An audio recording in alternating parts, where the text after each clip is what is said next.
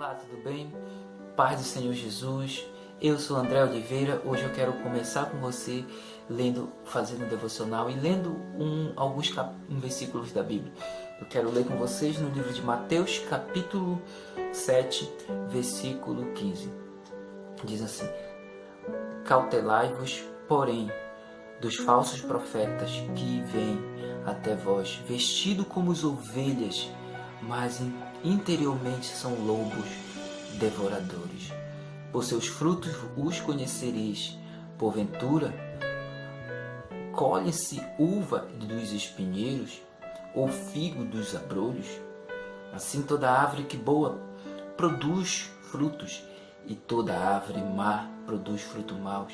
Não pode a árvore boa dar frutos, e nem as árvores má dar frutos bons.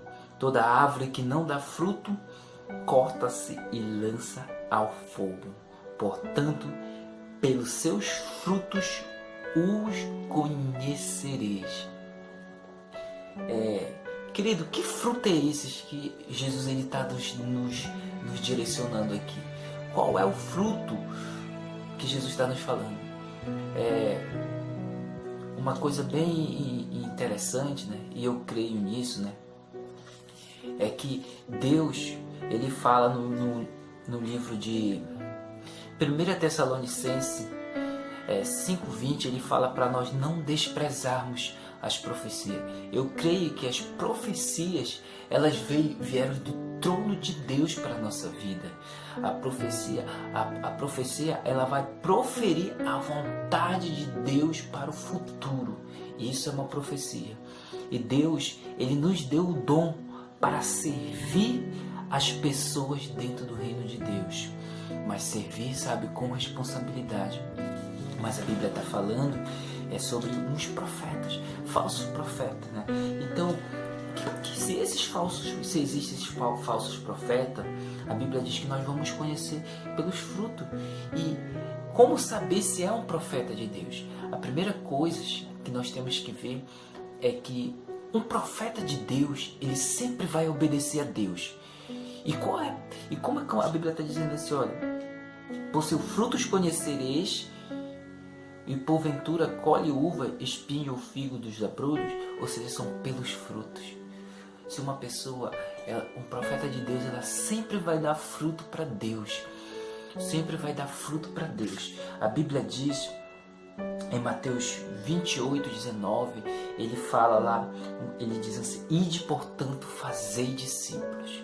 Mas eu quero ler com você mais um versículo que está lá no livro de João. Vamos lá, a gente vai ler na Bíblia. Olha, João capítulo 4, versículo 33. Ele diz assim: então os discípulos diziam uns aos outros: trouxe-lhe porventura alguém de comer?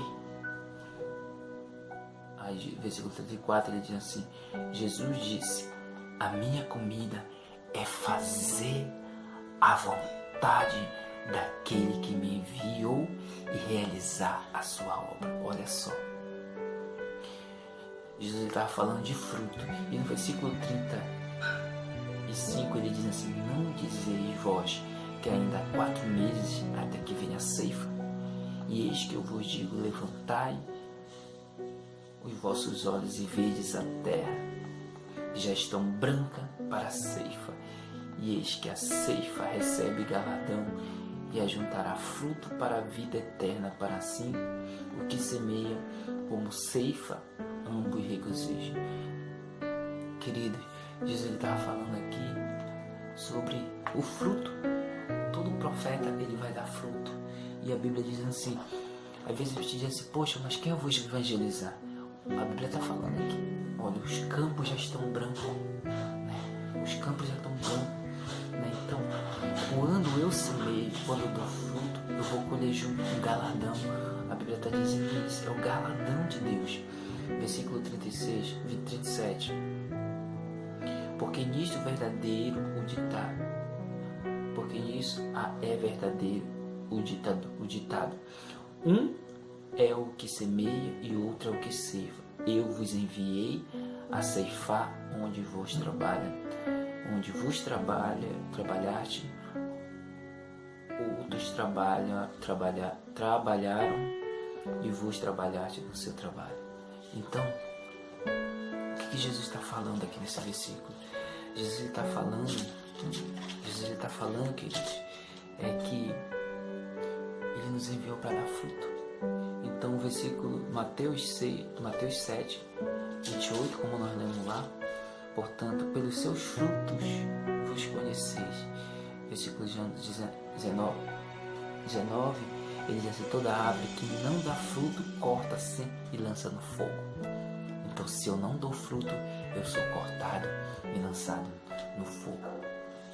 Queridos, nós temos que ser profeta de Deus, boca de Deus, né? Mas nós temos que medir as nossas palavras, né?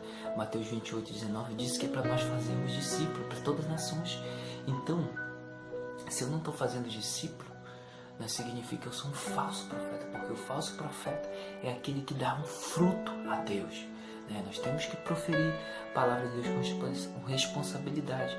Nós temos que medir as nossas palavras. Se nós não temos feito isso, né, nós temos só dizendo: eu prego o evangelho, e vai lá na rede social e só critica a religião dos outros, critica a fé dos outros. Sabe o que acontece? Nós estamos sendo negligentes na palavra de Deus.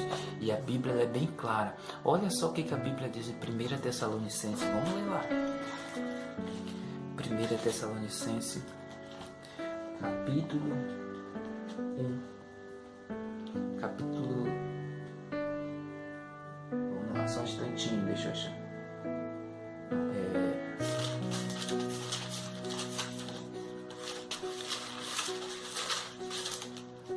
Em 1 Timóteo, capítulo 1, versículo 4, ele diz assim: nem se deis fábula ou genealogia intermináveis que mais produzem questões do que edificação de Deus, que consiste na fé, assim façam agora.